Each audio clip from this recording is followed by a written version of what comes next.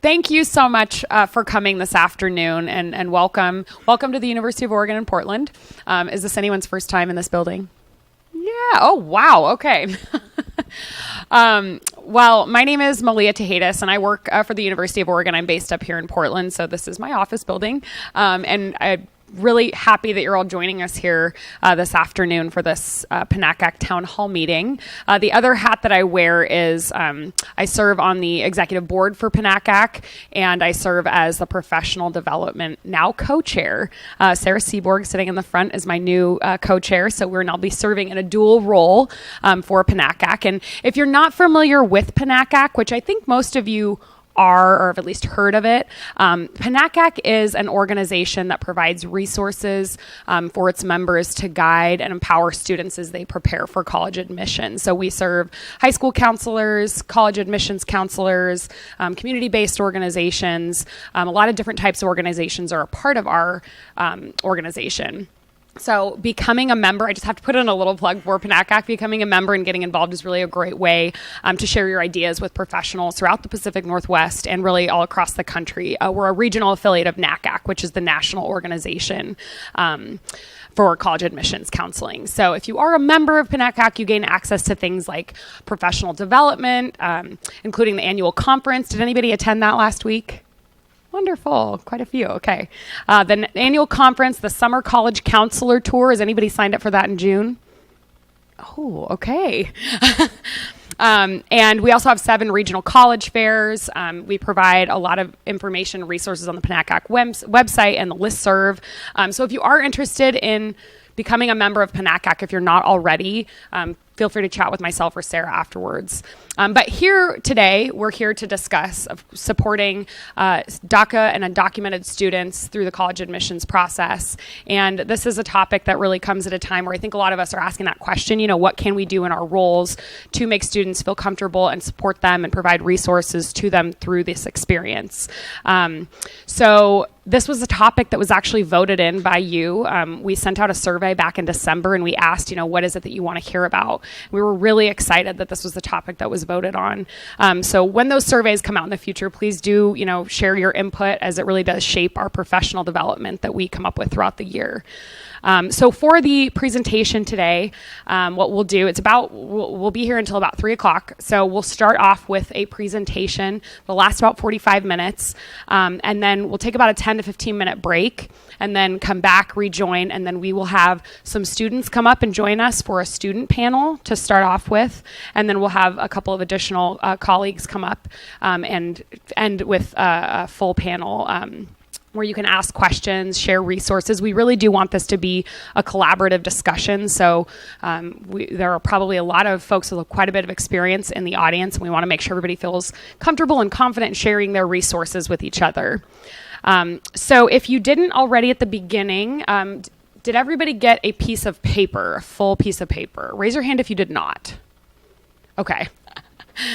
All right. And then did everybody, well, this isn't required, but we also have some small sheets of paper. The large sheets of paper we have an activity for. These small sheets of paper are for if questions arise that you think you might like to ask the panelists, but maybe don't feel comfortable asking them yourself. You're welcome to write down any questions that come up on the sheet of paper, and we'll collect those before the panel conversation. So be thinking through as the presentation's going on, if you have questions that come up that you'd like us to pose for you. And then just a couple just one housekeeping thing. The restrooms are out these doors to the left. So you'll kind of curve around and they're on the left-hand side out front. And the last thing is we will also be sending out a survey about this town hall meeting just to improve for future years. So please do, provide your feedback just to help us out with how we can improve this event in the future. And with that, did we get everyone with the paper? Oh, okay. A couple more. All right. Did anybody need the small pieces for panel questions? No. Everybody's got those. Okay. Do we need to go find some more paper? Okay.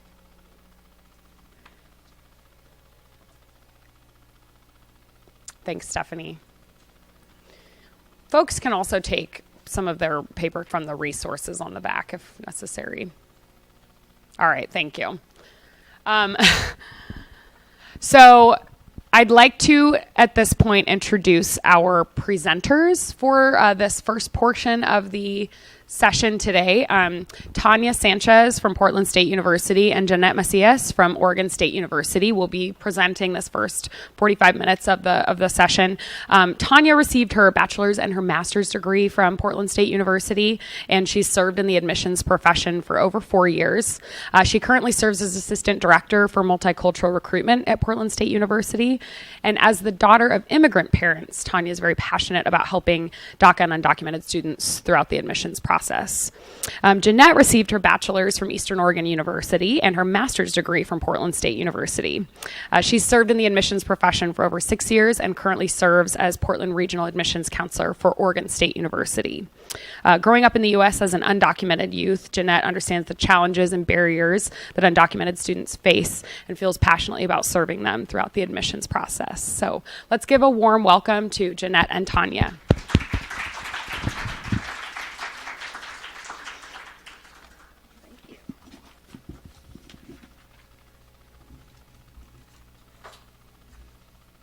Welcome. Can you hear me? We good? All right. Welcome. How's everyone doing? Good. I'm glad to see everyone here. We'll give a round of applause to Malia for doing a great introduction to us. She made us sound amazing.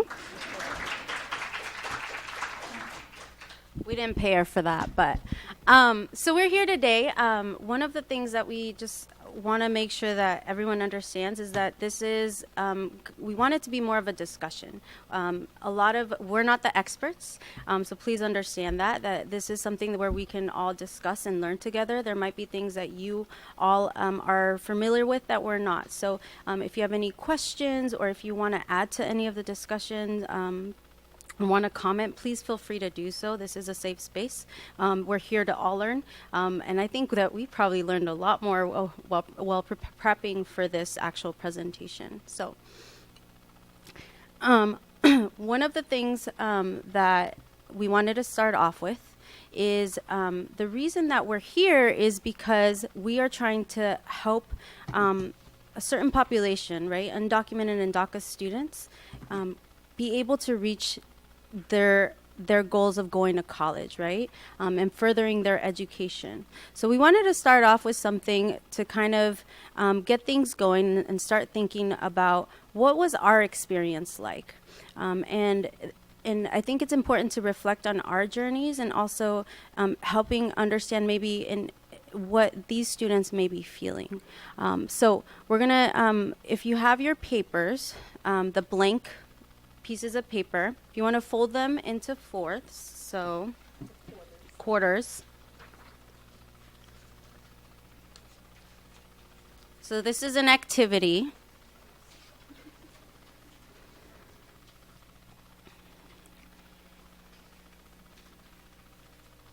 If you haven't gotten a piece of paper yet, just raise your hand and Malia will come over and give you a piece of paper.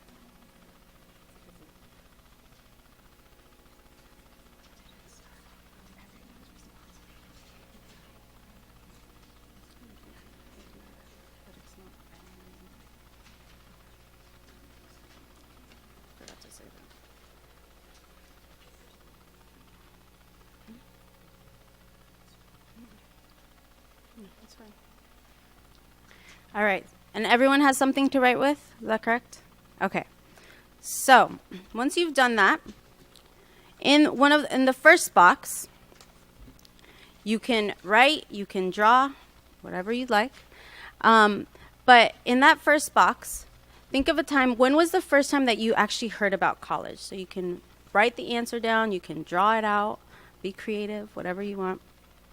We'll give you a minute or two to do that. So when was the first time that you actually heard about college?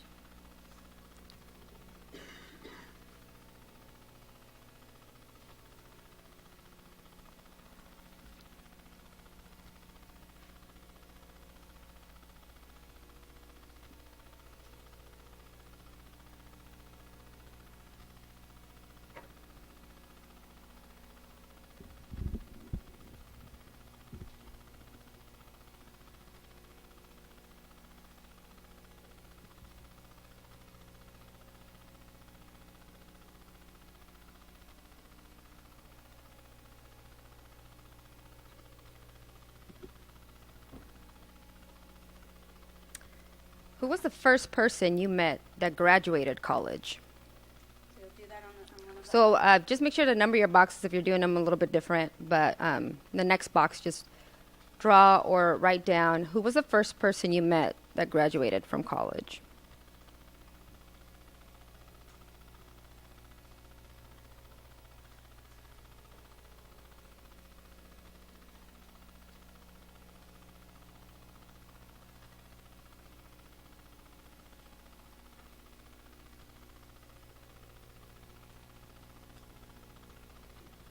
All right, for the third box, when did you know you actually wanted to go to college? So when was the time that you realized, like, yes, this is something that I actually want to work and actually do?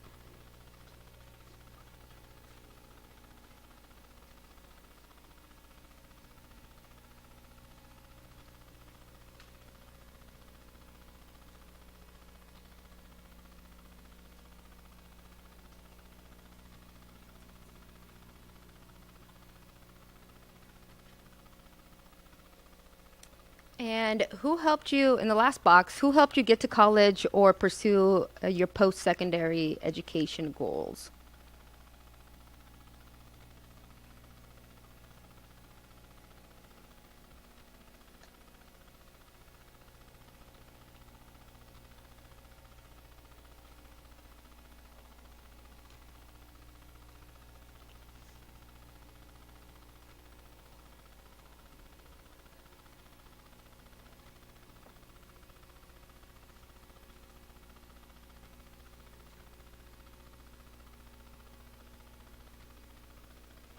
All right, so if you want to turn to the person next to you, and the first person will share what they wrote down, and then we'll let you know when that time is up, and we'll switch. Okay? So go ahead and find the person next to you, or move to someone nearby, and discuss your answers. I'm going to blanket for a second.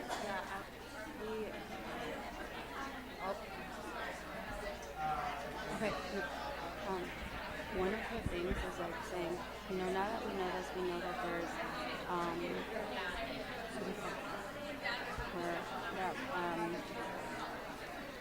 So should we add this to the end then?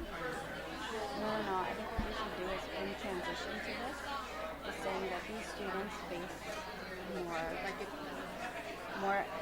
this activity was not only for us to reflect, but understand that these are undocumented students or DACA students face additional challenges that we may face, and that we're here regardless of political stance. As educators, we have the responsibility to provide access and support as best as we can to our students. So in order to do that, it's important to understand terminology and definitions. Again, you want me to. Does it feel like you have thoughts? I have a thought, but I can't say it. So Do you want to write it down or do you want me to say it? So as what?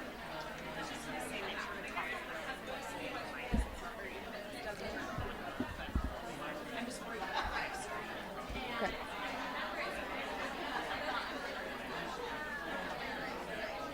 Should we tell them to switch, or I think they might have done that already.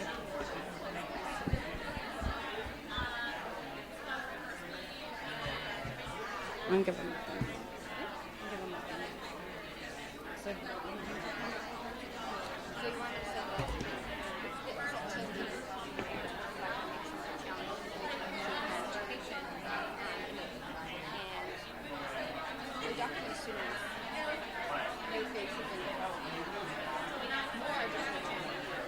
this is just a reminder that we're all here, regardless of the thing that as educators we have a responsibility. Okay, switch. If you've already switched, great, but if not, the next person.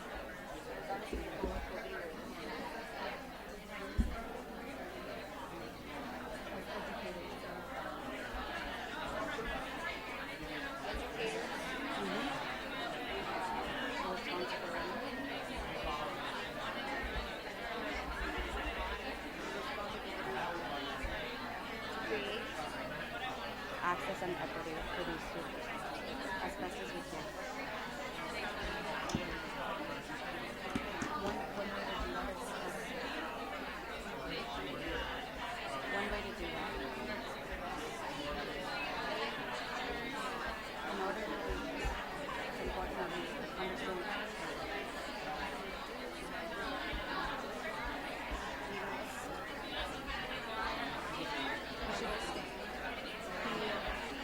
Key terminology. So we have a shared link. So we have a shared link.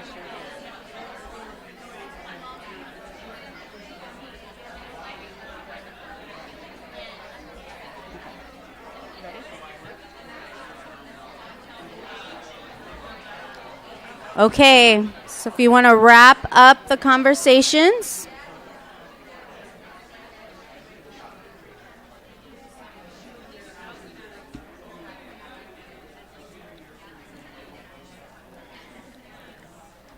Okay. This is actually good. I like that everyone was talking, and that means that you had some pretty good conversations. So as we participated in this activity, some of you might have talked of the challenges that you face trying to get into higher education or pursue your post-secondary goals or dreams. And what we'd like to talk about or reflect on is that those undocumented students have additional hurdles that they have to face. And regardless of your political views, as educators, we have a responsibility to create access and equity for all of our students. And in order to do so, it's important for us to learn key terms, terminology, so that we have a shared language. So regardless of who the student is going to, we're using the same terminology from person to person, from the high school level on to the post-secondary education level. So we're going to play a little game. This is very interactive. So if you were expecting to just sit down and have us lecture to you, I'm sorry, you're wrong. So we're gonna play a little game. It'll include some true or false questions as well as kind of pick the best answer. And you guys are gonna use your hands to give us the answers. Or what you think the answer is. So you're either going to give up 1, 2, or 3, 4. You'll get the hang of it. All right, so this is a definition. So individuals who would have qualified under the DREAM Act are often referred to as such. Which of these questions are there? So if it's 1 for, okay, 2. Okay. 10, wow. 2, okay. Correct. So those of you that said 2, yes, so dreamers, Dreamers is a term, it's more of an umbrella term. So you'll find that a lot of students will self-identify as a dreamer. So this could include undocumented students, DACA students, and it's a term that was actually originated back in the early 2000s when they were trying to pass the initial DREAM Act. So a lot of times you'll have students that say, I'm a dreamer, or when they're talking to you, they'll say dreamers, but that doesn't necessarily mean that you understand if they're undocumented or if they have DACA. So this is just typically what students use to self-identify. All right. True or false? So, when accessing higher education, undocumented students are considered refugees and qualify for all refugee resources.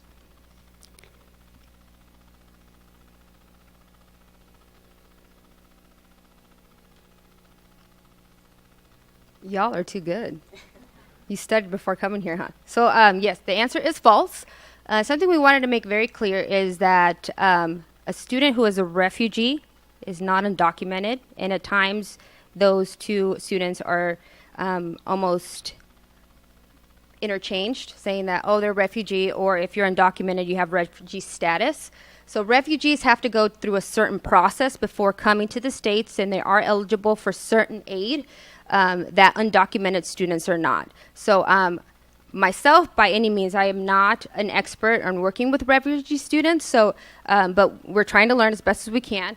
But that's something we want to make very clear is that refugee students and undocumented students definitely fall within under separate categories.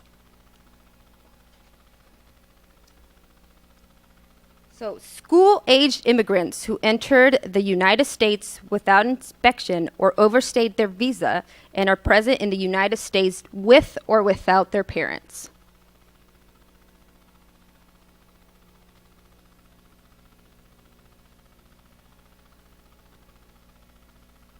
Hesitation. I like that.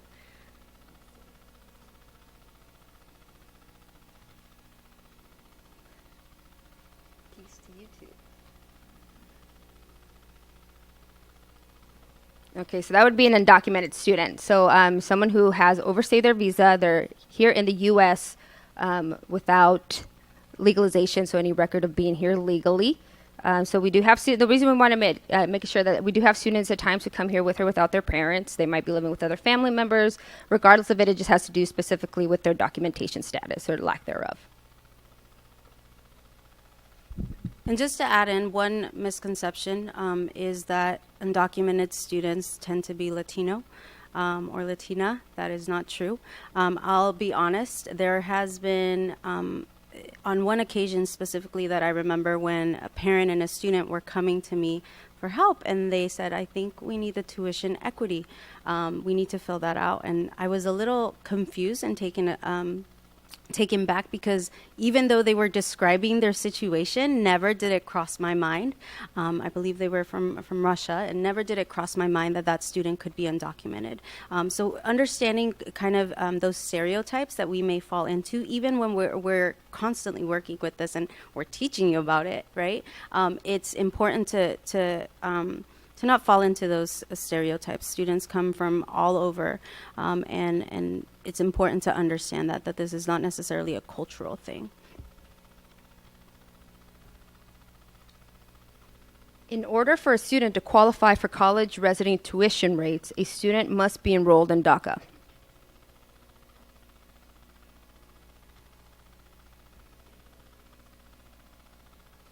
Yes, this is in Oregon.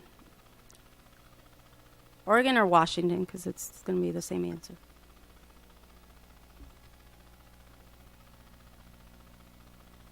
We're still waiting for some hands, so we're not going to let you go. Everyone has to participate. Oh, we need an answer. False. So a student does not have to be enrolled in DACA to be eligible for, to receive tuition rates within Oregon specifically. Or in Washington. There are some other states out there you can definitely look at to see which states offer a similar program. In the resource list that we provided, you are able to kind of look up what states do offer it. But specifically in Oregon, students do not have to have DACA in order to receive in-state tuition. So what is DACA? So DACA is it stands for Deferred Action for Childhood Arrivals, and is a kind of administrative relief from deportation. The purpose of DACA is to protect eligible immigrant youth who came to the U.S. when they were children from deportation. DACA gives young undocumented immigrants, 1, protection from deportation, and 2, a work permit. The program expires after 2 years and is subject to renewal.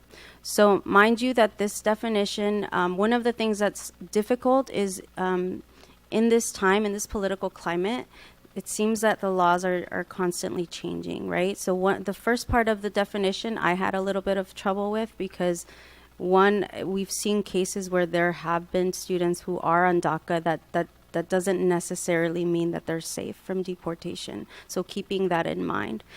Typically, it doesn't seem like they're the targeted group, but if they happen to be in the wrong space at the wrong time, they can face deportation. So being aware of that. Also, the program expires after 2 years and it's subject to renewal. It seems like there's a lot of lawsuits going on at this time. There's a lot of uncertainty of whether or not students can or cannot renew their DACA permit. So being aware of that, I always encourage students to talk to their lawyers and or and there's a lot of nonprofit organizations that have legal services where students can go and get help if they are looking to either renew their DACA or enroll in the program. It's important to note that not everyone who is undocumented is a DACA recipient. So please be clear about that. This is something that you do have to apply for. So even if a student may be eligible and meet the requirements, it costs money.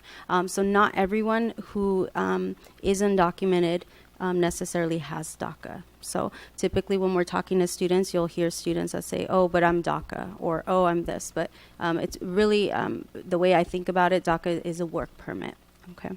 And this allows students to be able to work on campus as well, so. Would anyone in the audience like to read this slide for me? Please. Out loud. Come on now. Oh, thank you.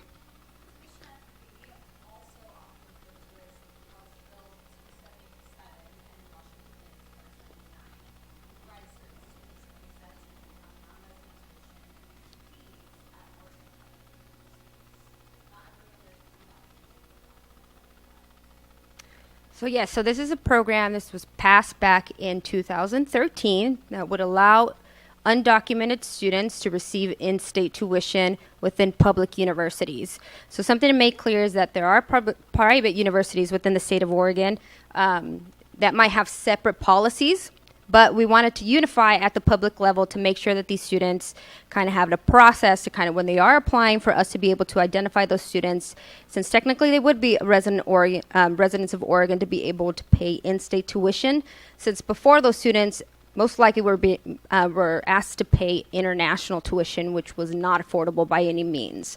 So as of right now, students do go through a process where they can find an affidavit at each of our universities' websites. We have an affidavit available for students to fill out and submit directly to us, so we can process it and identify those students as tuition equity to make sure that they're paying those in-state rates. For the most part, I think the affidavit is pretty universal amongst the public universities within Oregon, and the student we can definitely help them fill out, but something we want to make clear is that we cannot fill it out on behalf of the student because legally we can't. We just can't provide that legal advice. So they can come to us and ask for clarification on the affidavit, as well as counselors or teachers, but just know that we're not able to physically help fill it out for the student or tell them exactly what to check. We can just provide some suggestions moving forward. So.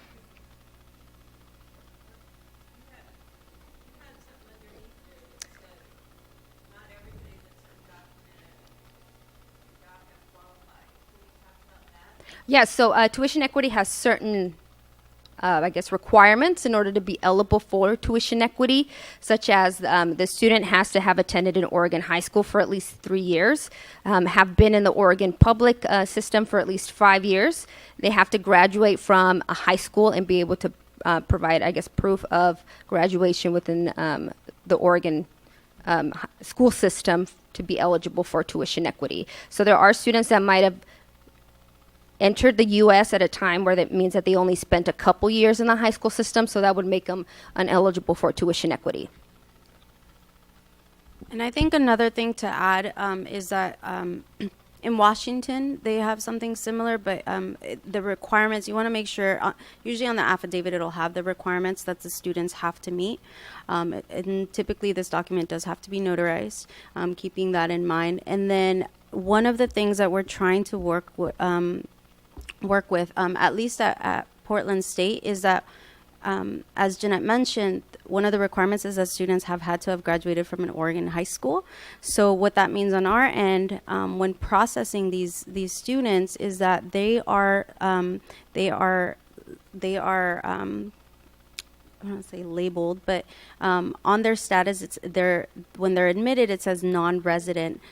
They're coded as non-residents, and we can't change that up until we have their final high school transcript. So we're working on our end to try to get that coded differently, because by law, according to tuition equity, one of the requirements is that they do have to have graduated from an Oregon high school. So I know that on at least I can at least say for PSU, and I know that some of the other universities are working on this to see how we can better process these students' application and code them earlier, so that way their financial aid and their status can show that they would be eligible for residency rates, so they can better plan and have a better idea of what that financial aid will look like in the fall.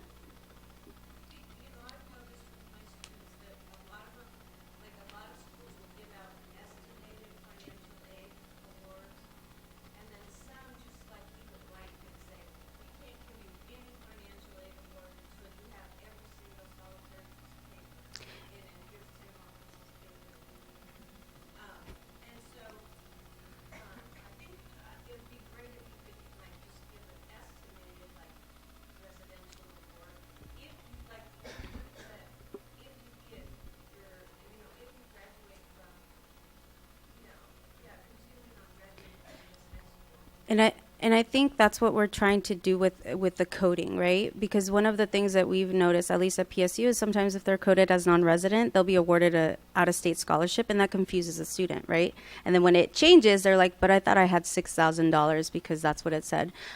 So we're working on that on our end, and we know that this is something.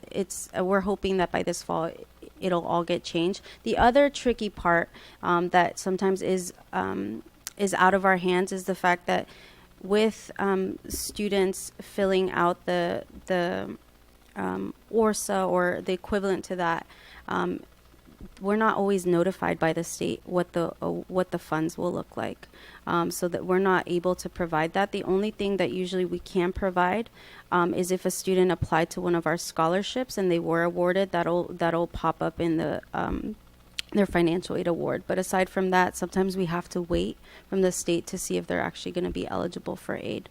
So it does get tricky. The best advice I can give students in high school counselors that are working with these students is to keep in touch with the admissions office. Sometimes we have a little bit more insight, or we could provide a little bit more details, and at least be able to work with our financial aid office and seeing if we can provide a more detailed financial aid award, or see if there's other opportunities that a student might be eligible for, so we can at least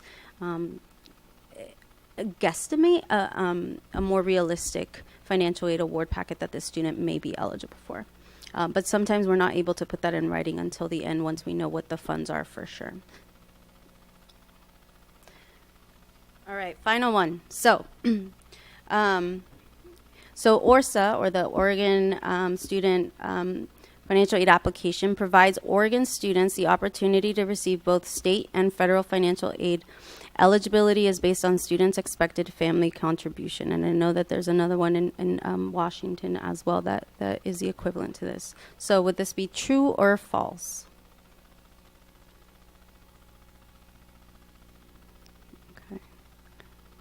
I'm waiting for fingers.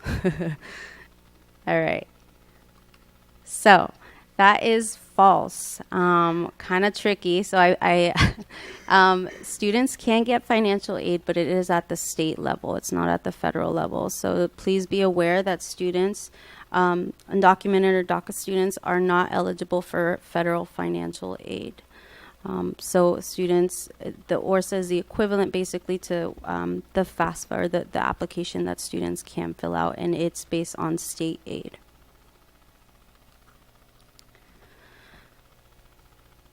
So kind of talking about, moving on to the laws and regulations, because even though we're trying to create access, there are some barriers that undocumented students have to overcome. So as of right now, there's no federal law that bans undocumented students from pursuing a higher education. There might be some laws at the state level. So some states can come in and say that it's very limited, but thankfully we live in a state that's not the case.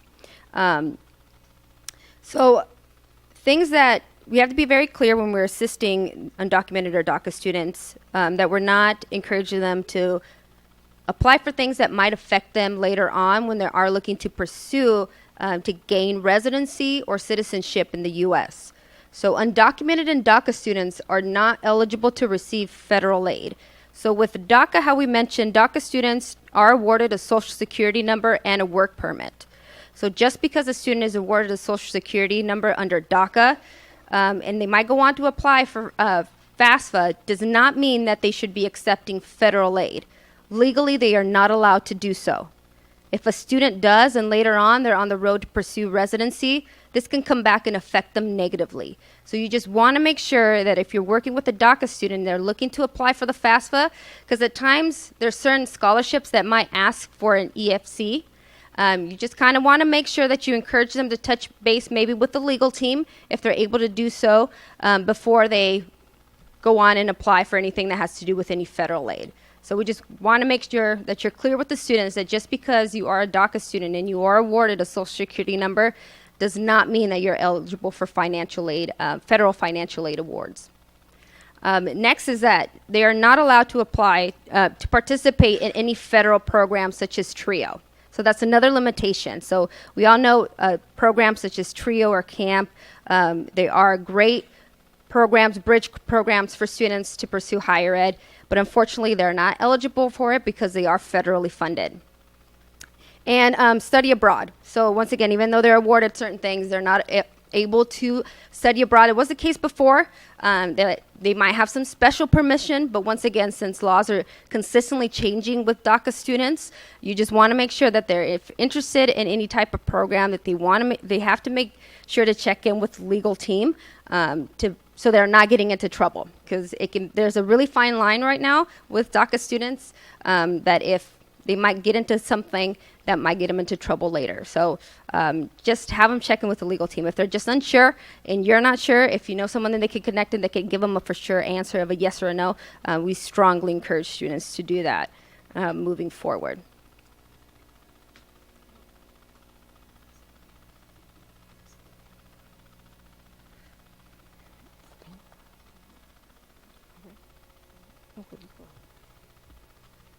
Does anyone have any questions or comments or anything like that? I know we kind of threw out.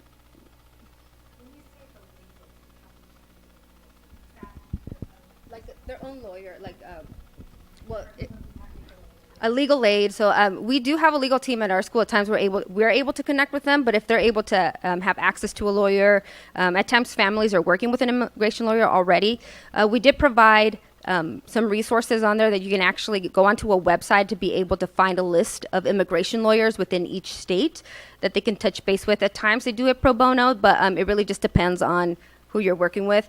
But we always just rather encourage a student to check in with a lawyer because as working in higher ed or even as counselors, I'm definitely not a lawyer. And once again, I don't want to jeopardize a student's position or even affect them in any way to be able to get that path to residency or citizenship in any way.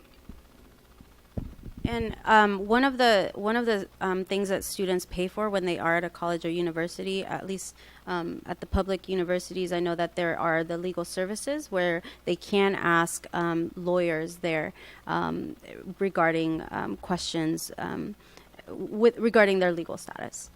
I saw another hand.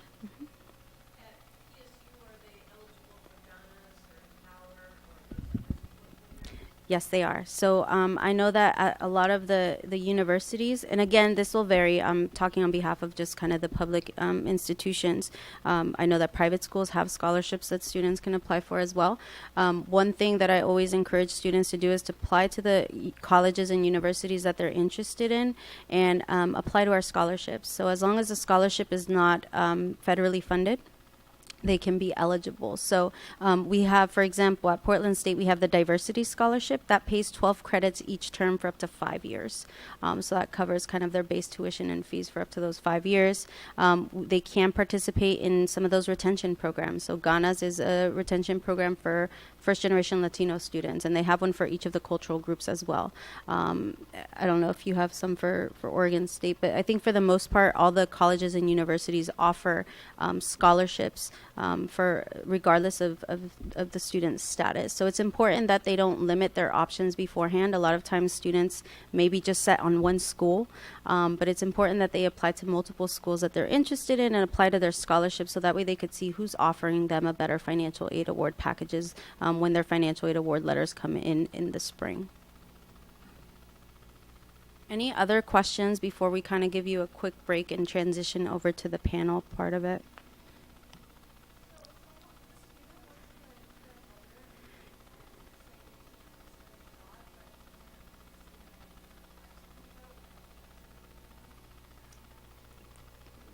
That's a good question. And Maybe that's something that they would work with their advisor on, how to maybe go around that if they're legally not able to leave the country. Just touching base with their academic advisor. But once again, it's what's in the best interest of the student. If it's going to affect them in a bad way, then they probably would, and they're not able to work with an academic advisor, then hopefully they have a plan B in terms of education. But definitely always touching base with academic advisors to see how they can work with them. Yeah.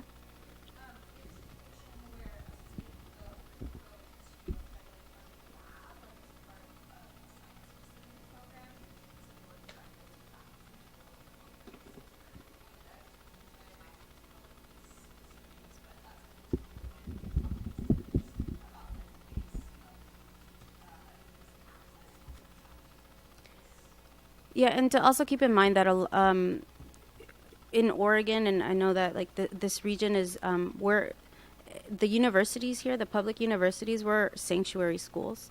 So we understand that. We want to make sure, and I think as part of being sanctuary is understanding that these students may have different needs and additional barriers, and working with these students to be able to facilitate that process in graduating.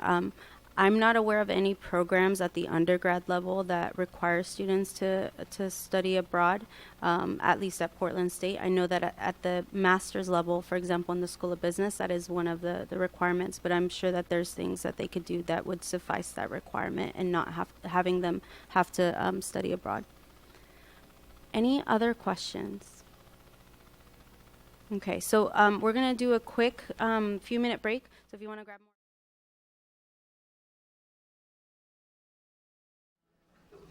So for this next portion of our session today, this will be a panel discussion. And one thing that I failed to mention at the beginning is that this session is being live broadcasted. So smile, you're on camera.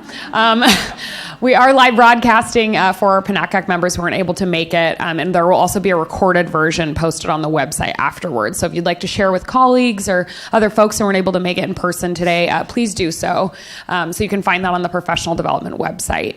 And as we transition into this panel, we do just want to mention, of course, everyone in this room is here because they want to be here to learn more and support, students. And we just do want to be mindful of the fact that there are possibly folks that share different political opinions and backgrounds. And we just do want to be mindful of being respectful towards our panelists who, came to share their experiences with us. And we're really, really grateful that they're here with us today to share experiences and talk with us a little bit. So I will come around to collect any of the questions that you wrote down on your papers, those little papers. If anything did come up that you'd like us to ask, have those ready, and I'll walk around and collect those, and I'll pass the mic over to Tanya.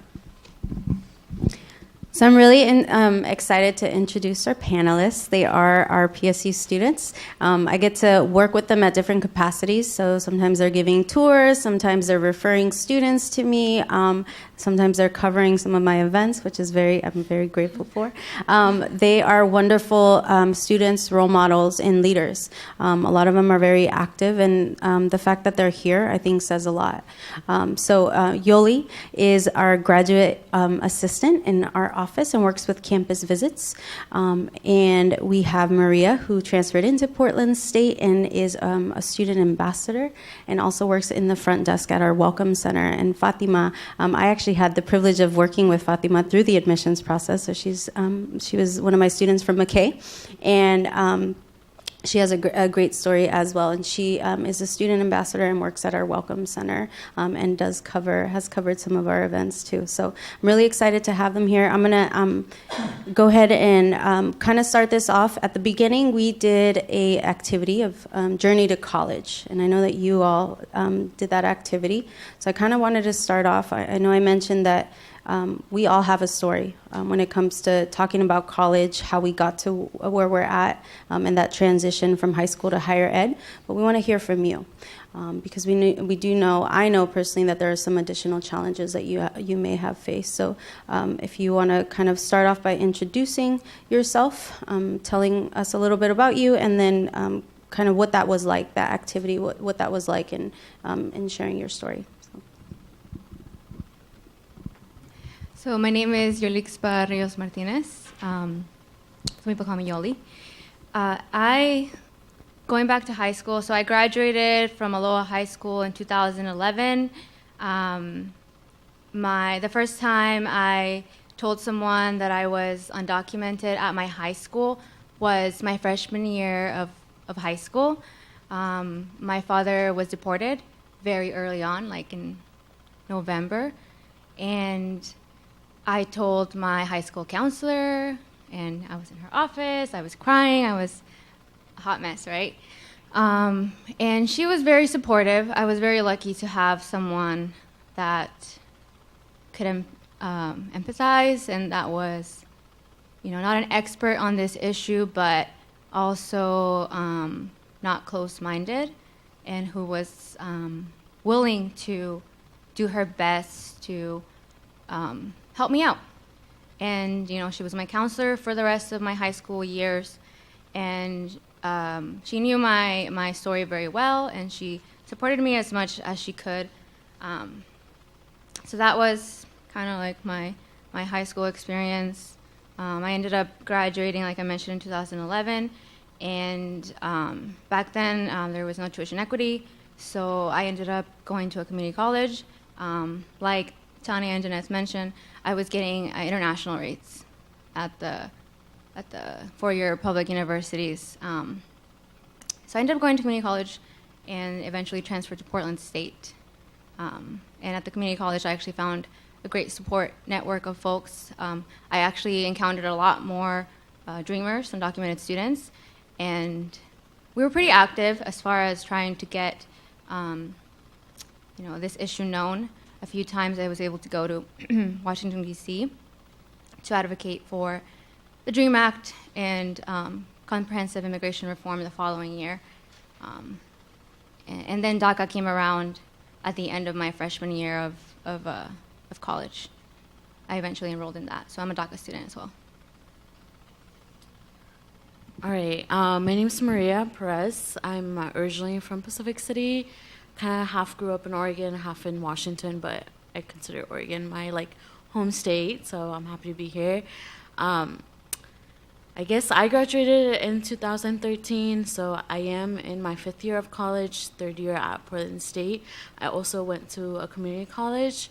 I actually never told anybody that I was undocumented in high school because I come from a very rural, white majority town, so I didn't really feel comfortable talking about it. So anytime anybody would ask me, I would always lie and say that I was a U.S. citizen because I felt like that was just better for my surroundings. Actually, it wasn't probably until 2 years ago that I first told somebody that didn't know me or was in my circle that I was undocumented. So this is a little weird for me to be here, but it was a little bit different. And so throughout high school, I always figured that I would move back to Mexico. And hence I've been here since I was 4 years old. Didn't really know how that would look like, but I knew I wanted to go to college. So in my ideal world, I was going to move back to Mexico and do that, even though I still don't know how to read or write Spanish very well. But then at the end or halfway through my senior year, DACA actually came out. I guess it was the beginning of my senior year because it was in June. And that's when I was like, oh, like maybe I can come to college here in the U.S. And I didn't really know how that would look like since I'm also a first generation. I was telling Fatima, which is next to me, that I actually don't know still anybody who's like graduated from college. So I'm still always like continuously like learning and trying to like find out new ways because I still don't have anybody to turn to. And my brother's actually graduating high school this year, and so I'm lucky to be that person for him. But like for me myself, I still feel like I'm still figuring things out sometimes. I also didn't get any help from anybody. Like my high school was very like didn't really have a set counselor, so that was also a struggle. And so I think everything that I did a little bit wrong just because I didn't know how to navigate that. So that was my experience, and then I like got my associate's degree in like a year and a half and then transferred into Portland State. And I wasn't until like I got to Portland State when I like started to get a lot more resources and like learning what like it meant to be DACA and like higher education and getting all these scholarships and learning about the ORSA. And so it took me a while. I'm still learning, but I think I'm starting to figure it out, and I feel like I can help people now too. But that was my experience to getting here. Hello, everyone. My name is Fatima Preciado, and I am a DACA recipient. My family and I are originally from Michoacan, Mexico, but I grew up in Salem, Oregon. I enrolled to Portland State right after I finished high school, and Tanya was my admissions counselor. She helped me get there. For me, back in middle school, I was recommended into the AVID program. AVID is a college preparatory program that helps first-generation students get to college. For me, college was never really talked about. When my family chose to migrate to the United States, it was because of economic difficulties that we were facing back home. And so my dad saw it as an opportunity for him to get more access to better job opportunities, and so he decided to move the whole family over here. But growing up undocumented, it was very difficult and challenging. My parents struggled a lot to make just like ends meet. We had to worry about like having enough money for the rent, and it was just like constant survival mode. And so for them, they never really prioritized education in a way. It was more like, we're just trying to get by. And so for my mom, she didn't like the idea of me moving away. She wanted me to stay in Salem. She wanted me to just find a job. She's like, maybe you can get a job like at a store or something. But thankfully, through the AVID program, I realized that I could do something more, and that like there was more purpose to what I could do. Thankfully, my AVID teachers really believed in me, and after my 8th grade year of middle school, I knew that I wanted to go to college, and I viewed college as an investment for my future. And so I worked extremely hard. I was really involved in high school, did a lot of volunteer work. I participated in like sports and student government.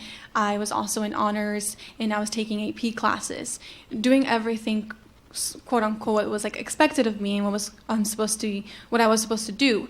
But it wasn't until my senior year that my undocumented status became a barrier.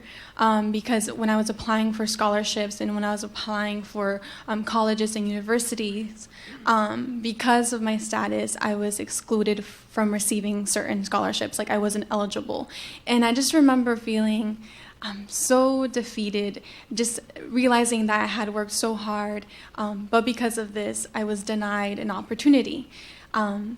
At the end of my freshman year, I was able to qualify for the DACA program, and then I started working, and then the only thing that was in my mind was, how am I going to pay for school? Because at that point, I had learned that because I was undocumented, I wasn't going to be able to receive any federal aid. And so my constant worry was like, how am I going to get there? I know I want to go to college, but how am I supposed to get there? And so I was very determined. I pushed myself, and every morning I was going to my high school counselor, and I was asking for scholarships. I was like, I need scholarships. I need to get to school, but I don't have any money.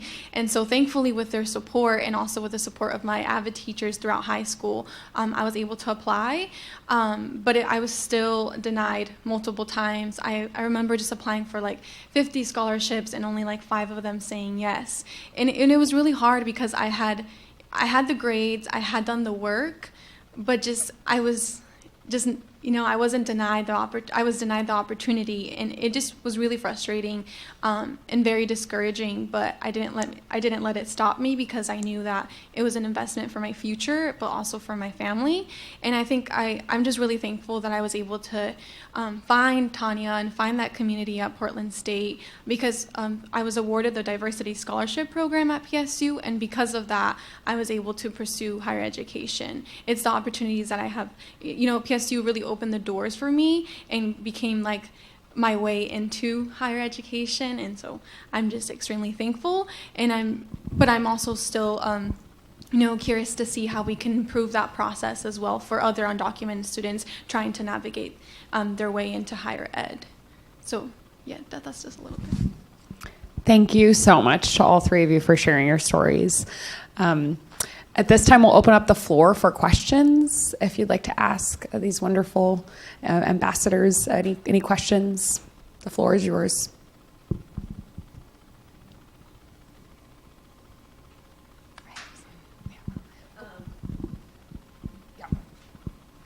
You can probably, sure. So you applied for a ton of scholarships, and so I guess I'm like a lot of students are trying to figure out how to fund college, and like through ORSA, Mm-hmm. they file ORSA, but ORSA wasn't around until recently, Mm-hmm. right? And so just like, were you just working like crazy? Yeah, Get so funding and scholarships? yeah, I started searching for scholarships since freshman year of high school. It was only until senior year that I was really more like determined to find scholarships. And so that was one of the biggest challenges for me, because I was in the AVID program, thankfully, and we kind of had like a goal at the end of the week. We had to at least apply for 10 scholarships. But sometimes I was searching for hours trying to find a scholarship that I would be eligible for, but there was only like 3. And I remember filling out OSAC, and I think there was only 2 that I could qualify, and I got 1 of them. And so I was like, okay, that's already a win for me. And then I just remember just having to constantly search for them. And that was one, I think, the most challenging and most frustrating parts for me, because my AVID teacher, she didn't really know how to support me, because I saw that all of my other classmates, that like they were finding scholarships instantly and they were applying, but it was taking me hours to even find one. Even though like I remember I tried to apply for the Ford, but at that point they didn't allow DACA recipients or undocumented students to apply for it, and I was just like, oh my God, it was just such a frustrating process. But I was also very active in my community, so I was volunteering with the Boys and Girls Club, and they had a scholarship, so I applied to that one. And then also through Kaiser Permanente, they had another scholarship. And so I was just like looking like locally in my community. I remember I applied to a Comcast scholarship. So I was just like trying to find anywhere really that they would offer a scholarship, like, and just like things that I was involved with, like through volunteer work and service and in my school. And then also just like applying to the scholarships in the universities that I was applying to also really helped. So you just really have to do your research. And I just wish there was a better way. I think they are now a little bit more, like we have ORSA, but it would be really helpful, like as high school counselors and counselors in college, to be able to provide a list for students, so you don't have to do so much research. Yeah. I just want to add on to Fatima. I was actually the second highest GPA in my class in high school, and I also tried to apply for the Ford Family Scholarship because it sounded amazing, and I knew like I had like a very good chance of winning, and then I had to throw it out once I like realized it was for U.S. citizens only. And so a girl actually in my class actually received the Ford Family, and I like remember being like really upset because like my GPA was like way higher than hers, and I didn't understand why like I couldn't do it if she like had like a lower GPA, and so that was very frustrating. But at the end of the day, I did gain about $11,000 in scholarships at the end of my senior year. Those are all gone now.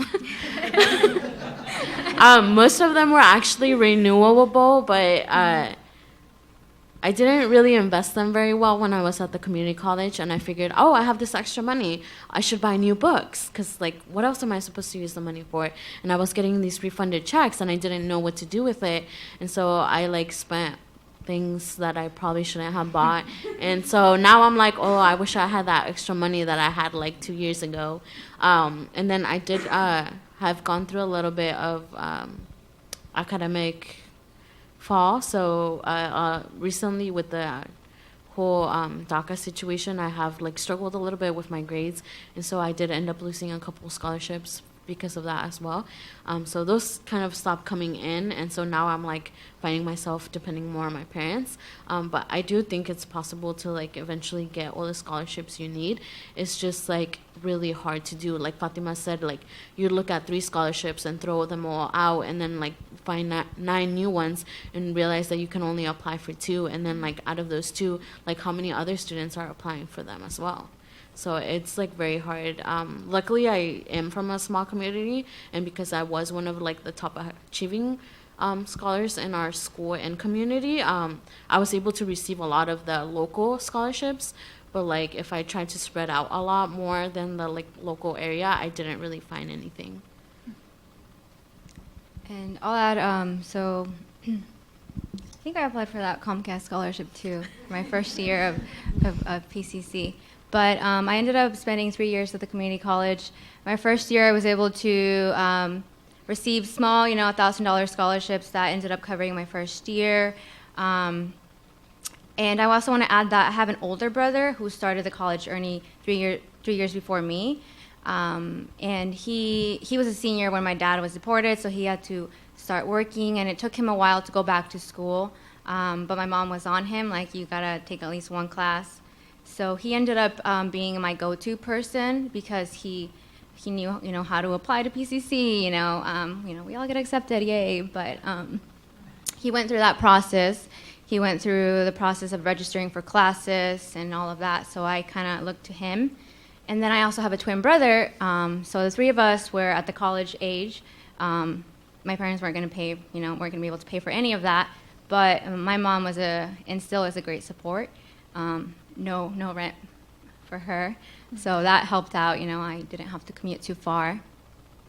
And I worked a lot. I worked a lot. Started working senior year, whatever I could find. Again, this was before DACA. I worked at like fast food places. I worked like 30, 35-hour weeks. And then I ended up, this was my first year of college, I ended up finding later a job on campus. I got involved with student government, and I found out that you could get tuition remission. That's the way they would go around things. You could not get paid hourly, but you could get a tuition remission. So I was involved with that and with a few programs at PCC. So I did find that support network where it was word of mouth. There were a few students who I knew that were undocumented who were a part of that. And then once the institution kind of like came down on them and removed the tuition remission piece, they went around that and created a scholarship. So, there are ways that institutions have gone around certain things about the legality, Social Security and such. So there were ways that I was seeing higher education professionals be really proactive in how do we help these students, especially because my campus, Rock Creek, there were a lot of undocumented students, and as you may or may not know, Rock Creek has opened up the first Dreamers Resource Center in the state of Oregon. So we were a pretty active community, and the folks who were up there listened. And that's kind of how I paid my first 3 years of the community college, by staying active, staying involved, working. And for graduate school right now, I am in the PACE program, so the same program as Janet and Tanya that they went through. And like Tanya mentioned, I'm the graduate assistant, and if it weren't for this role, I don't know how I would be paying for school. My graduate assistant position covers my tuition, my 9 credits, and then I just pay the fees. So, I just cover the rest, and that's how I've been able to continue my higher education. And like a lot of us here in this room, I'm hoping to continue that support for undocumented and documented students, because there are disadvantages that we face being DACA students, but then I think about the students who don't even qualify for DACA. Like, there are so many undocumented students that cannot qualify for DACA, and they're at even greater disadvantages than people like in our situation.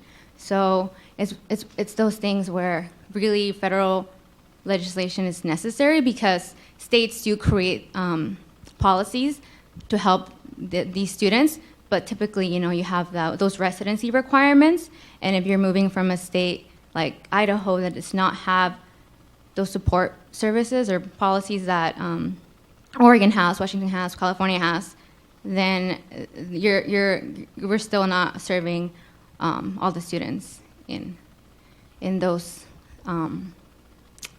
in that population.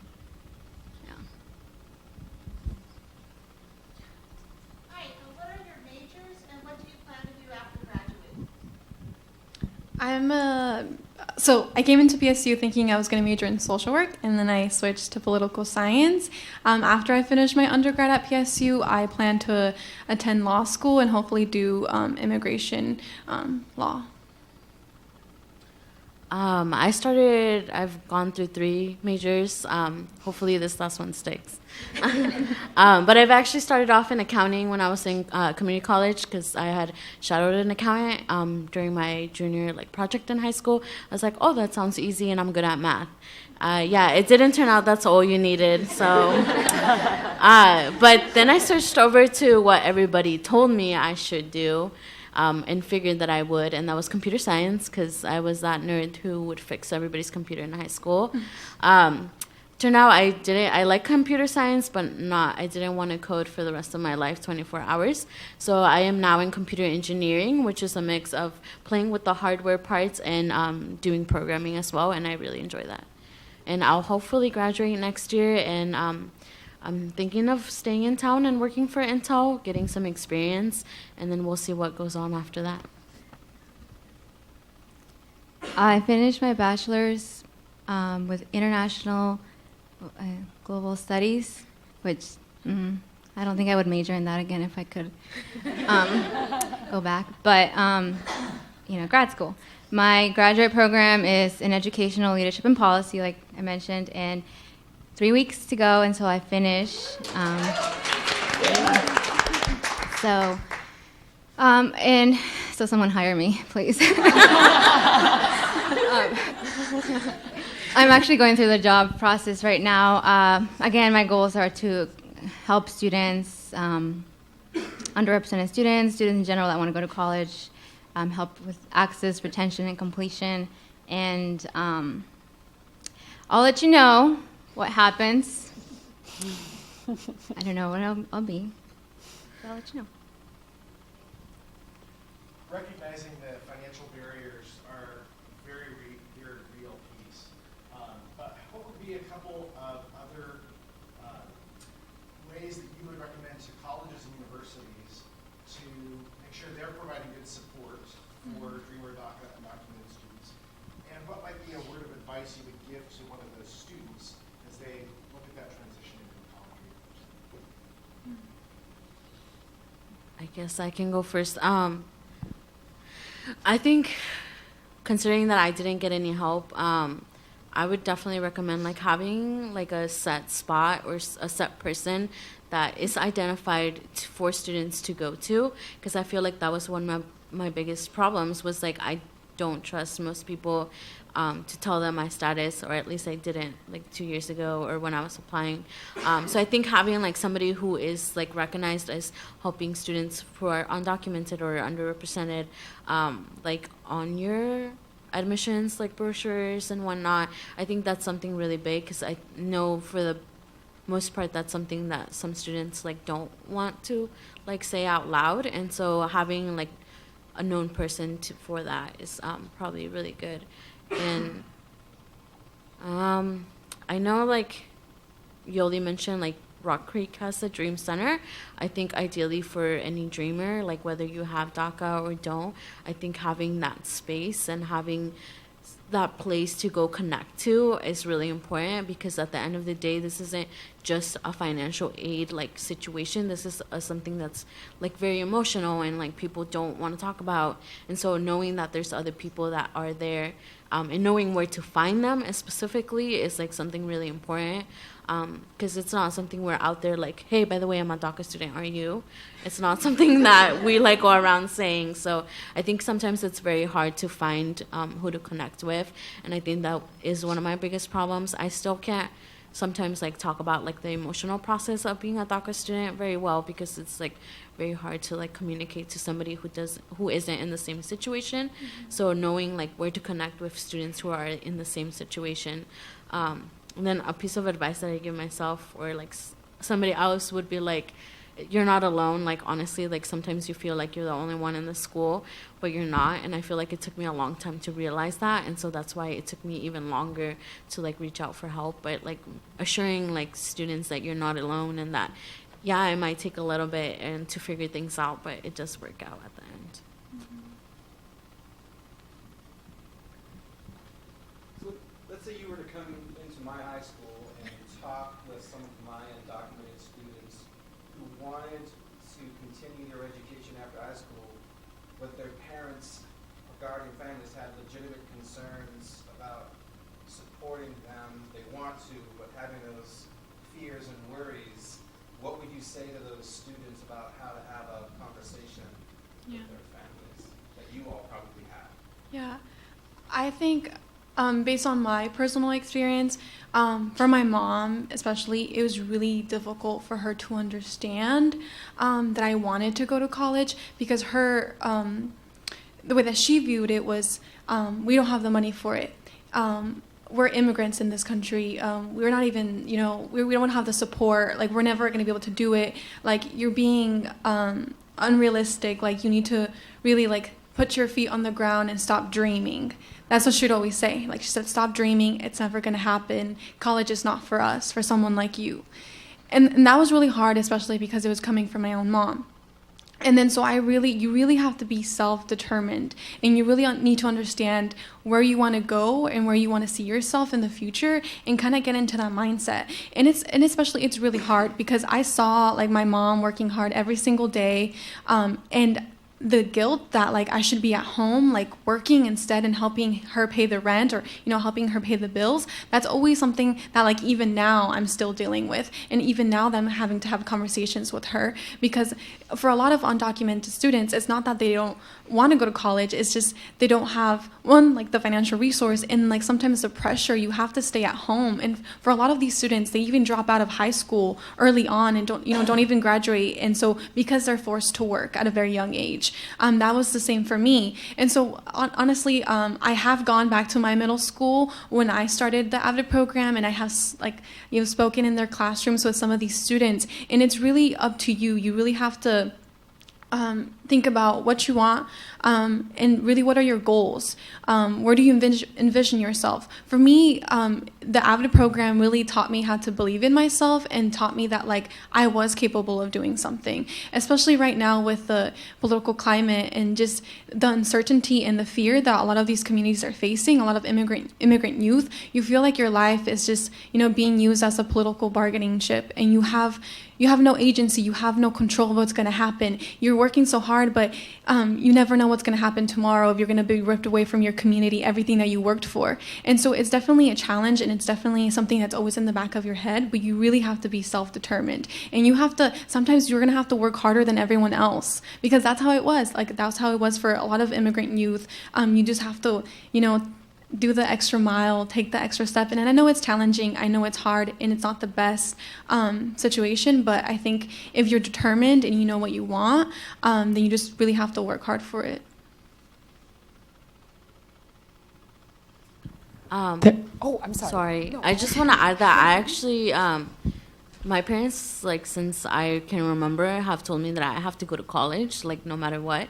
And so I think I'm, like, on the opposite boat. And so I always had the support.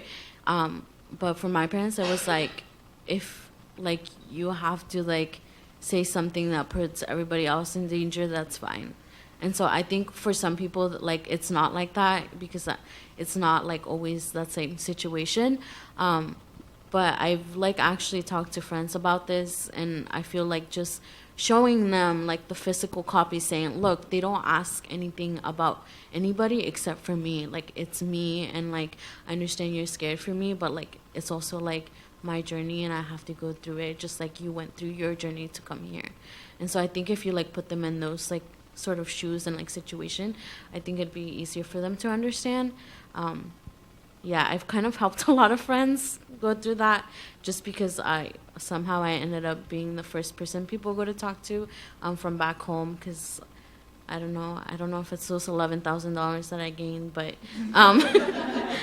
but people just like think that I know everything, and it's like been hard because like I feel like pressured to know everything for them, even though I don't know anything.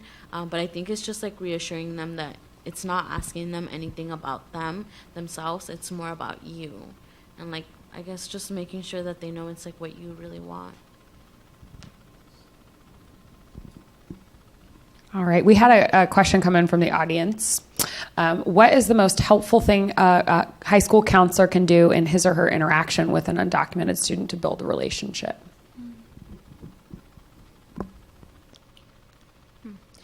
One thing that I would add, we've been talking about like how they can support us, but I think that counselors need to also step back and think about how they can support like the families and the communities, because we all have parents. These students that you're going to be working with, they have parents who, like you mentioned, some of them might be fearful of them going on to a college journey. Like my mom sometimes she'll call me, she's like, be careful, I heard that ICE is on the max, and I'm like, okay. So things, again, it comes out a lot. Like my mom has a lot of fears. Even, I don't commute that far. She has these fears, and she's, she can have them. She has a right to have them because, but something that I think that counselors need to understand is that these students are not only thinking about like their futures and their lives, they're thinking about their family's safety as well. So kind of thinking about that in that perspective that it's a collective process. A lot of us, we have cultures where our family connection is very strong, so we want to make sure a lot of us are doing what we're doing because we want to eventually give back to our families, to our parents. So just kind of thinking that these students yes, they want college education, but they also are worried about their families, their siblings, or anything that could happen, because that's something that growing up, like, especially since DACA came out, even a little bit before then, where you hear folks that say that these students, these dreamers, are here at no fault of their own. It's their parents' fault. That's just ridiculous. Mm-hmm. Like, yeah. I also think that the first step in establishing that relationship is for a counselor to do is to demonstrate trust, because that's something that's really hard. You don't just, you're taught in your family to not talk about your status. You're not supposed to mention that. So if the student feels that they can trust you, I think that's the first step in establishing a strong relationship. And then I think just also constant motivation and reassurance, because there's so many doubts going in your head when you're like even thinking about like telling someone about your status. So just constant reassurance and establishing trust, and then just really motivating the student. Because in high school, I remember I visited my high school counselor like every morning, like 7 a.m. I was in his office and I was like, I need a new list of scholarships to apply to. And so he knew that I was coming in. And so I knew that I could trust him. I knew that I could count on him to have that list for me. So it's really, the counselor really has to show that initiative. And sometimes the student might be a little bit scared and won't necessarily reach out to you, because you have, at least for me, it was a lot of like self-doubt and a little bit of, I kept wanting to give up constantly a little bit, and because of my counselor, he kind of kept me going, kind of kept me pushing. He's like, no, I know it's hard because like after receiving so many rejection letters, you start thinking, is it even worth it? If I'm ever going to get there? And so you kind of start losing a little bit of motivation, and you feel like the whole system's against you. There's so many barriers you have to overcome, and so you're just like, how am I ever going to make it? And so it's really important, like as a high school counselor, as an admissions counselor in college, you play a very important role. And sometimes that's the only person that you can count on.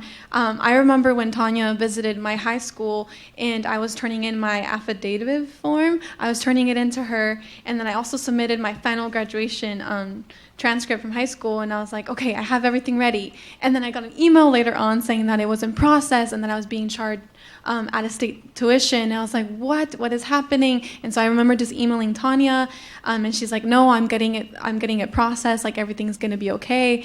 But just I needed that constant communication from her, and just like the understanding and constant motivation. I think it's really important for students to receive, because sometimes they're not getting that support at home, they're not getting that push from their own families.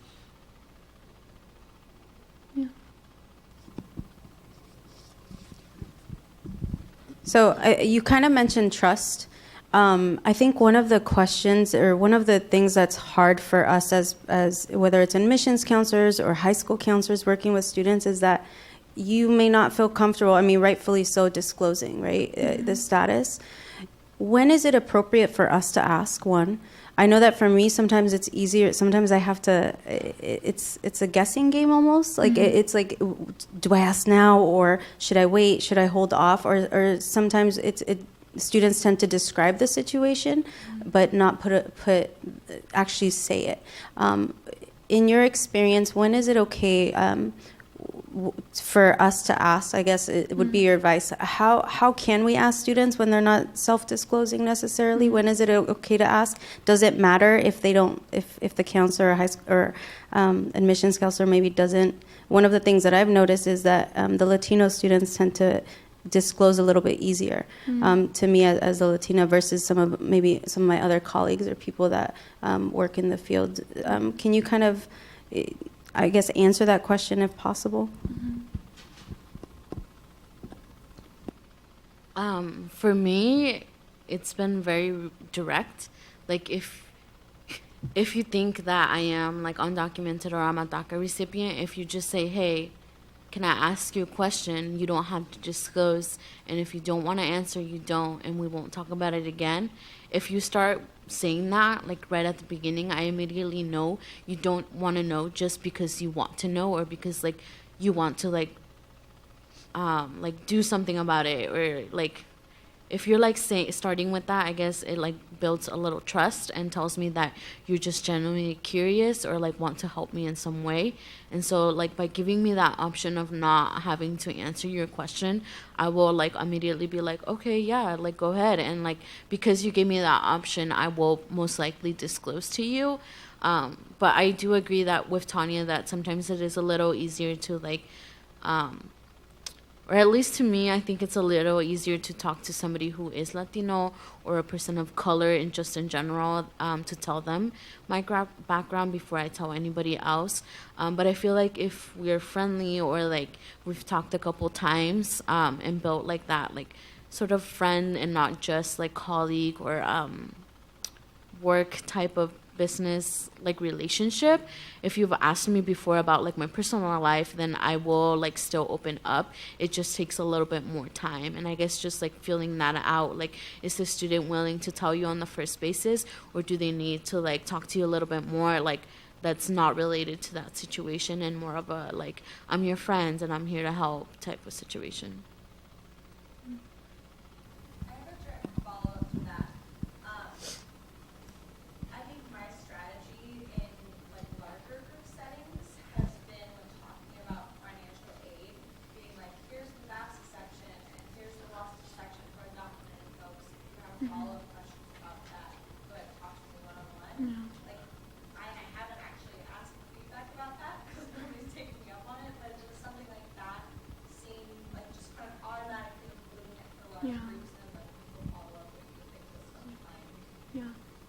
I think that would be a really good way of addressing it, because a lot of students won't, want to talk about it. And so if they feel like you have addressed it in a presentation, I feel like they would be more comfortable going up to you. And something that like my avid high school teacher didn't do that I wish she would have done was have a separate list of scholarships for undocumented students, and then for like scholarships in general. It's just always constantly having to I feel like as admissions counselors you have to always think that there could be someone with that status, and so just always making sure that you include that information in those resources for those students as well, and really implementing a space where they can go. We had like a really cool board outside of my avid classroom where like they listed different scholarships, and so like having a section for general and then having a section for undocumented as well, having it on your like websites where students can find that information if they don't feel really comfortable going up to you in person and like telling you, just having it available, that's visible and it's there and that's your resource. Yeah. So at this point, I want to pause. I know we have so many great questions, and we're going to keep these ladies up here on the panel. We'd also like to add a couple additional panelists to speak a little bit from their perspectives, from a community-based organization perspective and a high school counseling perspective. So we really want to thank you so much. Again, I think I can speak on behalf of the entire audience for sharing your stories and your experiences. And don't go anywhere. But I'd like to invite also up to the panel Liz Perez-Diaz from Beaverton High School counselor, and Jonathan Colon from a community-based organization here in the Portland metro area.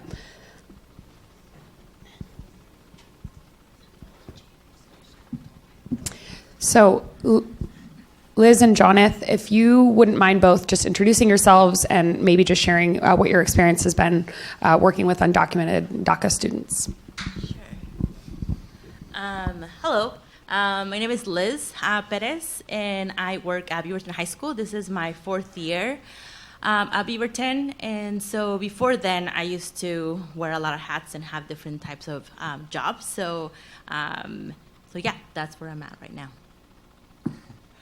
Hi there. My name is Jonathan Colon. I'm the director of Centro Prosperidad and the economic arm of Centro Cultural de Washington County. It's a new role for me. For the prior 15 years, I was the Vice President of Business and Economic Development for the local Hispanic Chamber. And in both of these roles, I'm working with the community on helping our families access their future, whether through self-employment and workforce. Lots of dreamers were part of my conversations for the last 20 years. And those conversations, I'll add some about that in a minute. All right, questions for any of our panelists up at the front? We'll take about 10-ish more minutes for the panel, and then we'll start to wrap things up. So any questions? Did anybody find the list of Malta scholarships helpful at all? Yeah, I used that. It was very helpful. It was very long. Well, not as long as I wanted it to be, but it was like some of it had like information that wasn't in relation to it. So maybe cleaning it out would be really good. Some of them were really outdated, and when I looked them up, like the website was like nowhere to be found. So just constantly updating that. This question is for Jonathan. What are some resources, or what are some of the programs that your organization has for these students in particular, and can you talk a little bit about that and how they can go about finding it, or how we can point students in that direction? Great. So there's a lot of resources per se. I think the labeling is sometimes what gets us confused and not necessarily accessing them, right? We've heard of a lot of things today. One of them was we were told that we couldn't use federal funds. One of the things that we forget to do is to check if our programs, who we think are federally funded, actually have federal funds to qualify them to disqualify. So self-selecting ourselves out of conversations sometimes is the worst things that we could do.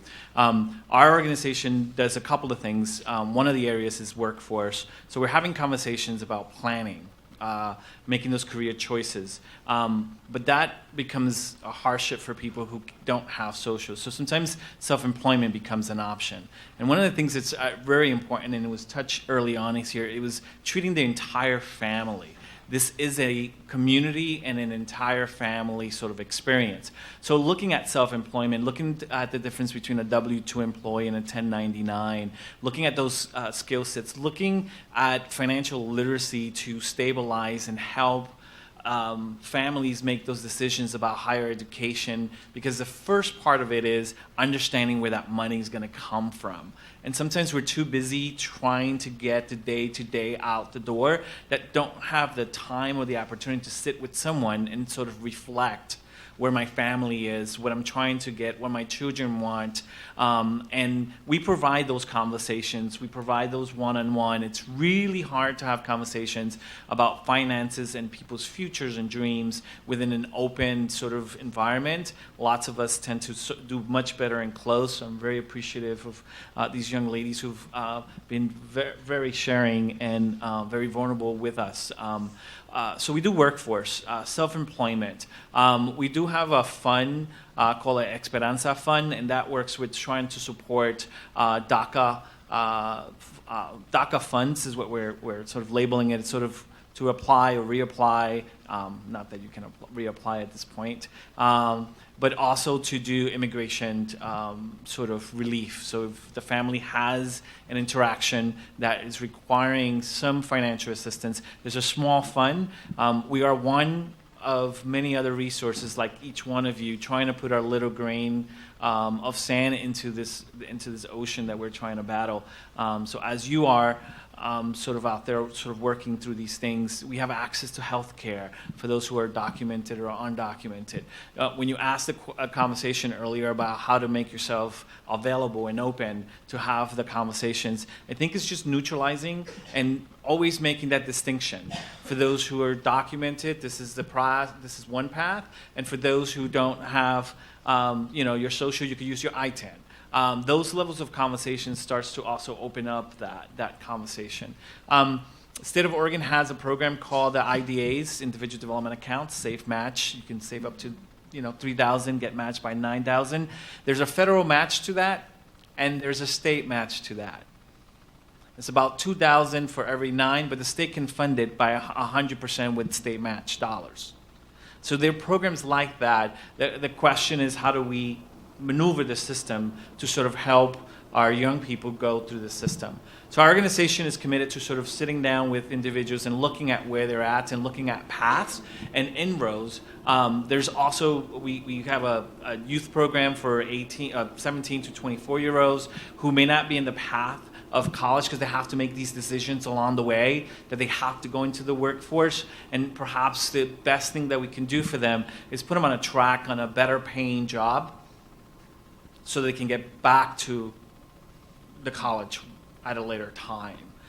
So there are things like that that our organization, but we're just one organization doing a little bit, and we need more people sort of supporting this community in difference. We are downtown Hillsborough. Mi casa es su casa. Anybody who shows up, you will be served. It doesn't matter where you're coming from. I think it's about having honest dialogue, helping people sort of reflect and develop a plan, and sort of having that honesty to look at both the successes and the challenges that these families, lots of the time the emotional, mental health on the financial sides of the equations is what lots of time gets in the way, sort of shadows sort of the ability to sort of see clearly. And in our space, we get to talk about that, and we attempt to sort of deal with it holistically, because it's not just the young person trying to, it's also all the things they leave behind that is so intertwined into who we are as people in a culture. Thank you. This question is for Liz. Liz, can you share maybe, if you can remember, kind of your first experience working with an undocumented or documented DACA student? What did that look like? How did it feel? And how has that changed since that first experience? Yeah. So like I mentioned before, I had different positions before coming to counseling. I used to be at Mount Hood Community College. I was a TRIO advisor. And so for TRIO, it's a federally funded program, like they mentioned earlier. So it's meant to help students that are first generation or low income. And so when I was the advisor for TRIO, there was many students that they would come to me to ask for help, but they weren't able to apply because it's a federally funded program. It asks for social security numbers.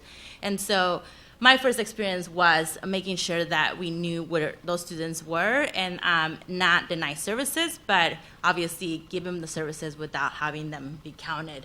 And so, you know, at that time, I think it was, since I was at the schools only for a couple of days out of the week, it was really different. Like my role was really different than now because I didn't have as much access to them as I do now. So that was the difference mainly. And also, again, just like the laws changing all the time and just making sure to keeping up on what are the best resources and best guidance that we can give to the students depending on the time that you're meeting with them. And so, again, so at that time, it was limited in regards of time, but now that I'm at a school, definitely I have more control in regards to systems and how to place them so the students can actually find those resources or find me or find someone within our department that can be able to help them and guide them to where they need to be. And so, and just creating those systems within our schools, I think is very important, and that's how the students are gonna be more, well, obviously supported, but also, you know, they're gonna meet the goals, whatever goal that they set for themselves. So that's the difference, that I can actually make some of those systemic changes within the school. If I'm seeing that my students are we're not meeting their needs, then I can actually advocate for that to be changed and, you know, gather data and making sure that we can show that to whoever we need to so we can get the funding or we can make structural changes within our department so we can help the students the best possible way. Thank you. Thank you guys for sharing. I much appreciate it. So Fatima, you mentioned that you have a really good connection with your high school counselor, and you guys have good connections going into college. How was that transition, and what can we do on the college side to help facilitate maybe some more of that transition? Finding someone, or having someone, and finding a new someone. Through the Diversity Scholarship Program at PSU, you have an advisor that you can go to, and you have like check-in meetings. And so it's kind of like a built-in retention program that the university offers, and then you also get paired up with a mentor. And so they're usually an older student who have already experienced the first couple of years in college, and they kind of, walk you through the process, support you academically, and then also just like with any personal issues that you're going through. With my advisor through the Diversity Scholarship Program, I really benefited a lot because she's able to, again, just provide, I'm able to talk to her about what I'm going through, especially with DACA and like the whole like determination of the program, just feeling the uncertainty. And I was very worried. Thankfully, PSU is a sanctuary campus, and we had our president come out and publicly state that, but it was still, I wasn't finding really the resources that I needed. It was really hard trying to explain my situation to someone who, they could try to understand, but were not really in my shoes. And so I took kind of the initiative alongside with two of my other of my classmates, and we began the process of creating our own student group for self-identified undocumented students. And so alongside with Maria and I and three other officers, we were able to establish Dream PSU on campus. So it's now a resource for students who identify as undocumented. And one of the biggest components of the student organization is to provide that emotional support, and then also provide that resource, like financial resource for students. So we are we're kind of helping each other. If I find out about a scholarship, I tell the other officers, and so we kind of are building our own little community. And it's important that we have the support from like faculty and a lot of our advisors and things like that. But it had to be done because we were feeling like as students that like there wasn't enough for us, and so just really we kind of took the initiative and started that process. I think we have time for about one more question. Maybe two if they're quick. Yeah. So these three are examples of really exceptional students both in high school and then coming into college. But Liz, working with high school students, how are you working with students who may not have the same level of motivation but some of the additional challenges that these women discussed? And then what can we on the college admissions side do to better support you and our other school counseling? Sorry, that is not a fair question. So I think every student that comes into high school has a goal, regardless if it's not just to go into higher education. Perhaps they don't know what that looks like. I think we make assumptions a lot of the times that when students come in into our offices or when we ask them the questions of what they see in their future, they might be limited in regards to what the future might look like.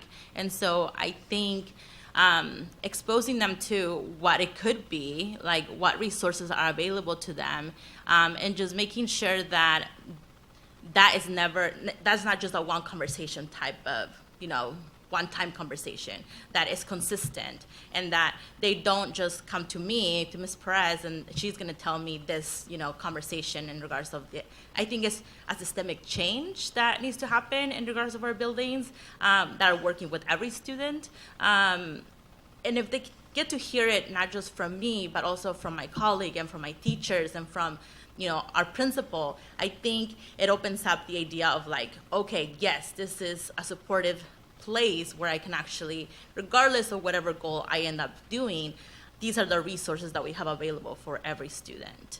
And I think sometimes, perhaps before, it wasn't so out there in regards of like, here are the resources, and so I do know that in some of my colleagues and in my school, we need to make sure that it seems like they mentioned earlier. So every presentation we have, these are scholarships that are available for students that can receive federal funding, and these are scholarships that are for students that might be DACA or undocumented. And so we make sure that in every step of the way, our presentations, when we come into our students and we gather their trust, we identify them very early on so we can make sure that we're prepared in regards of resources and what to give them so they can be ready.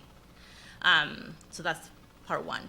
The second part for higher ed, I mean, I think we all understand that these are big systems that we're hoping that, will change.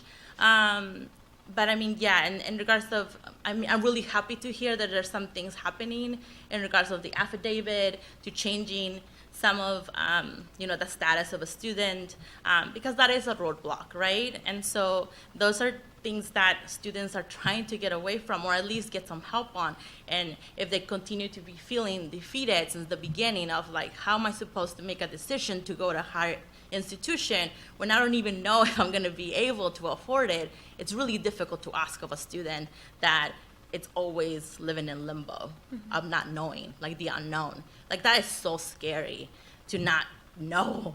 And for them to be asked over and over to, or just continue to do the right thing, or just continue to wait, or just continue to work hard. Like even those conversations are hard for me sometimes to have, because I'm just like, I'm so frustrated sometimes in regards to how systems work. And so I just tell them, like when you get to the job that you really want, like keep fighting for some of those systems to dismantling them because they're really difficult. So in regards to higher institution, I just think like, yeah, just keep battling some of those things that you do know that are roadblocks for amazing students to continue to reach whichever goal they want to do. And I actually would like to add to your question. So I think that, and this is more of, I know we're here to talk about how to support undocumented and documented students that want to pursue a higher education, but I think that like we all know, not every student has that goal to go to college, and that's, you know, the great thing about the DACA program that came out, that it addressed this population, but not only the students, right? Because it allows folks that, you know, decided maybe not to go to college for whatever reason. Maybe some of them would rather, you know, maybe open up their own business one day or go to through a different avenue. And I think it's important to recognize that some undocumented and documented students don't have the dreams to, not the dreams, but like the desire right now to go to college, and that's okay, and that there are ways, just kind of having those conversations, okay, just like you would with any other student who maybe doesn't want to go to college. What is it that you want to do? Where do you see yourself? And then, you know, that's where the community organizations that you might know about that can help them, you know, pursue their goals outside of higher education. Because I have friends who are undocumented and documented that chose not to go to college. Some of them ended up going back. You know, my older brother did not really start out in college. He ended up going back. But just being very realistic that a student might not have that in mind at the moment. Maybe later on it will come about. And if they don't,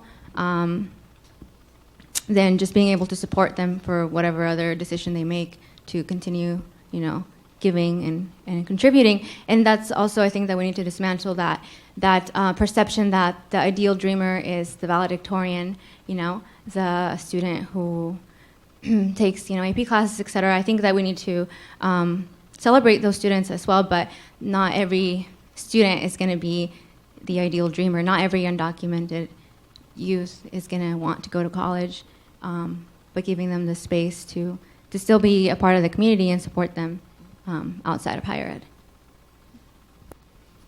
All right, let's put our hands together. A big thank you to our panelists.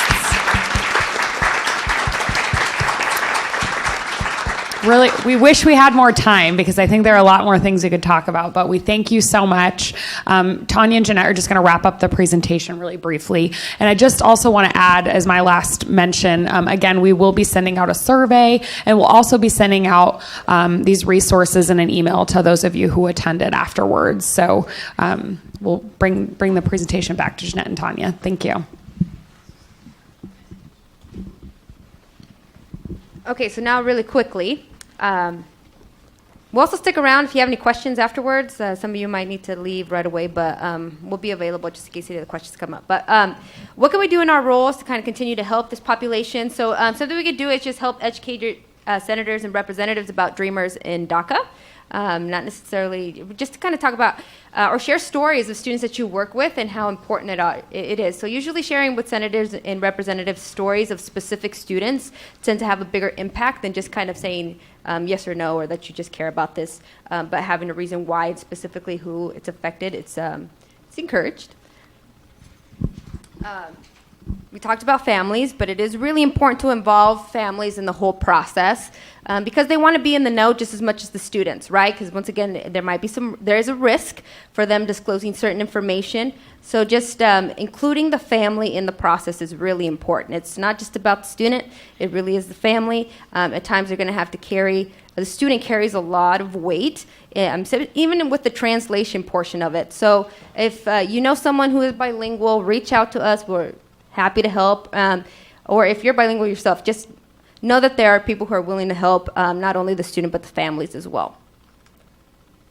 And collaborating with colleges and universities. So I know the students kind of suggested that if there's someone directly within the Office of Admissions who works with DACA or undocumented students, typically there are, and you can find who that person is on the website. So, for example, myself and Eddie Rodriguez are on the website for undocumented students to specifically answer any questions. So the student does not have to self-identify, but if you have any questions specifically how Oregon State works with that population, we can directly answer that question. And I know that's the case for U of O as well as Portland State, and chances are some of my other colleagues who are here from other universities probably have that information available on their websites as well. Just to add on to that, one of the things that's really helpful is when sometimes we have a lot of counselors that reach out and say, I'm working with this student, and for us to be able to know that and be able to share resources. Sometimes resources can change. Sometimes there's additional resources that maybe weren't there that previous year. So always keeping in touch with us and asking us those questions is really helpful to us as admissions counselors and better serving our prospective students. And something else to add about that, unfortunately, at times just because a university offers one thing doesn't mean another university will, but at least we can connect students to, if they're looking for a specific program, we can at least point them in the right direction.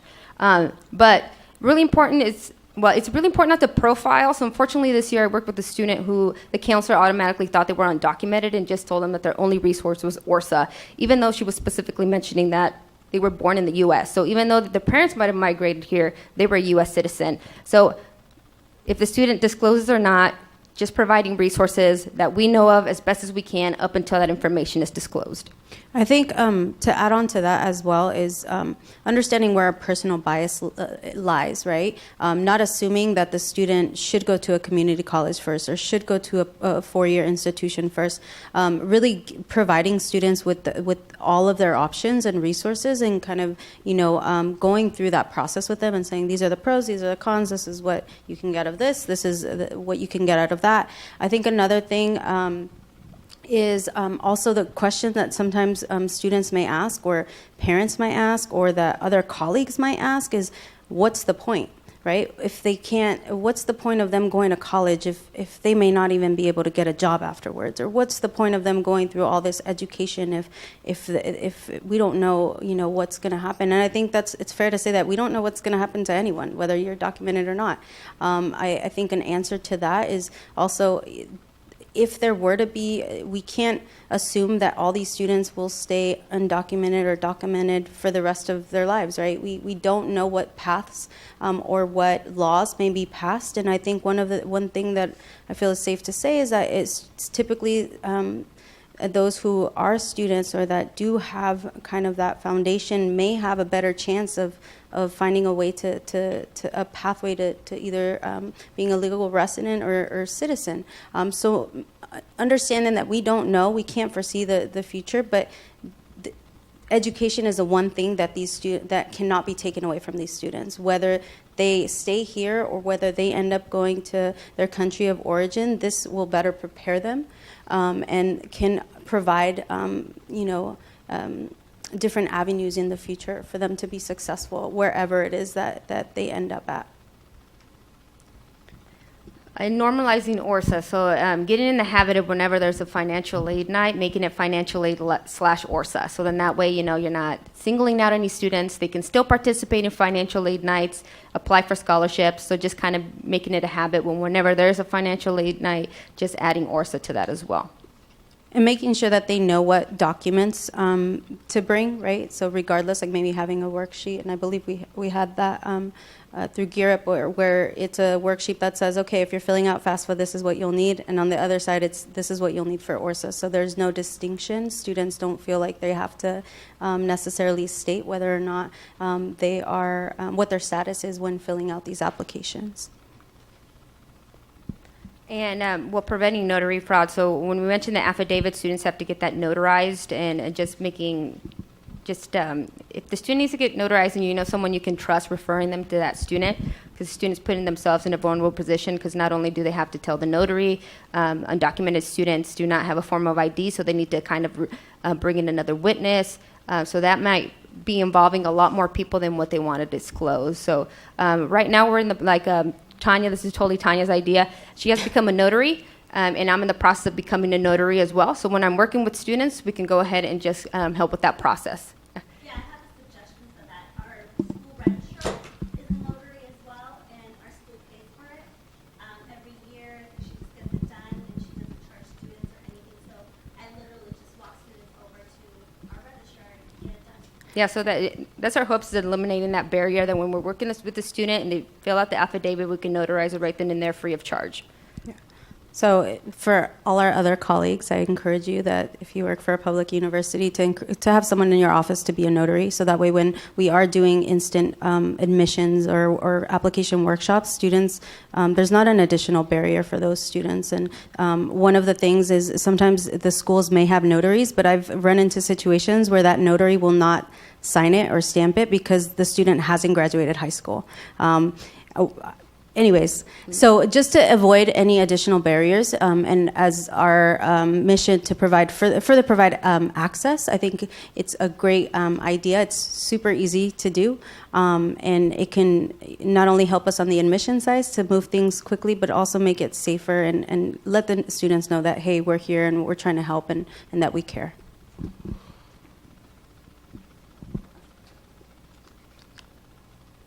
So this is a way to kind of identify yourself in your office to putting this up. So students know.